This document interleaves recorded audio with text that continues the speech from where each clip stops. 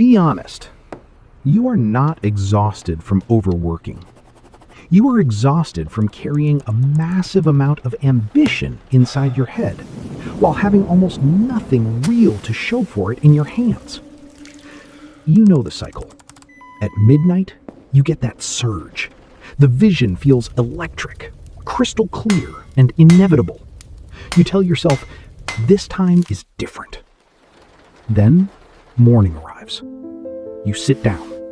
The blank screen stares back. The first attempt looks clumsy, amateur, and pathetic compared to the masterpiece in your mind. And instead of pushing through the ugly phase, you quietly close the tab, pretend you're just gathering inspiration, and wait for another mood to strike. You stare at the blank page. Here is the truth nobody wants to say out loud. You are not stuck because you lack talent. You are stuck because you are relying on a feeling that was never designed to carry you across the finish line. There is a specific reason why everything you touch feels incredible in your mind, but falls completely flat the moment you try to build it. And fixing it requires tearing down the biggest lie you've ever believed about success. We live in a culture that worships the spark and ignores the anvil. We celebrate the epiphany, the breakthrough idea, the sudden revelation. So you wait for inspiration. No, come on. You treat it like a sacred visitor. When it arrives, you work furiously for 3 days. You feel like a genius. But inspiration is delicate. The moment difficulty sets in, when a sentence sounds clunky, when the code breaks, when the design looks cheap, inspiration evaporates. And without craftsmanship, your inspiration is nothing more than a reed shaken in the wind. It bends under the slightest pressure. It shatters the moment reality requires repetitive, unglamorous effort. Every time you abandon a project halfway because the feeling is gone, you train your brain in one specific habit. You teach yourself that your ideas are only worth pursuing when they are easy. Think of an apprentice blacksmith standing before a master. The apprentice sees a glowing sword and imagines the glory of wielding it. He is inspired. He grabs the hammer, strikes the red iron once or twice, and watches the metal twist out of shape. It is ugly. His hands burn. He drops the hammer and says, "I have lost the feeling." The master does not smile. He does not offer a motivational speech.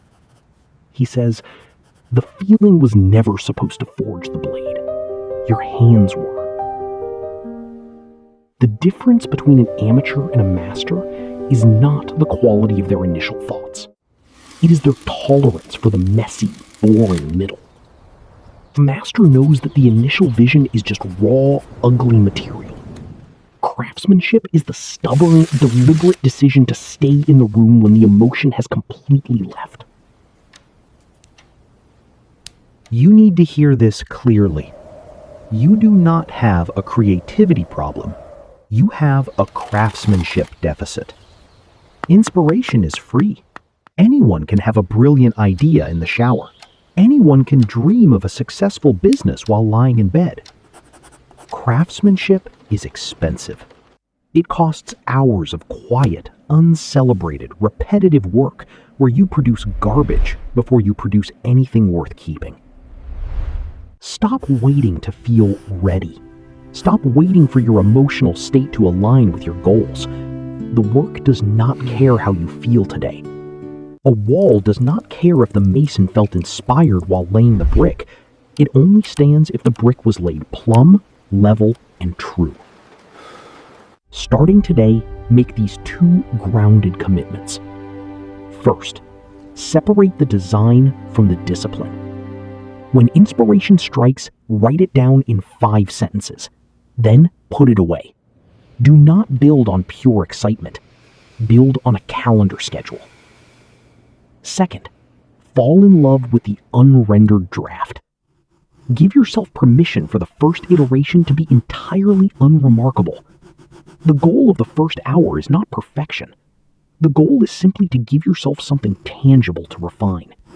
You cannot polish empty air. If you keep waiting for the wind of inspiration to push you, you will spend the next 5 years standing in the exact same place, mourning the ideas that died in your head. Pick up your tools. Sit in the chair. Embrace the friction. Stop chasing the spark. Become the craftsman.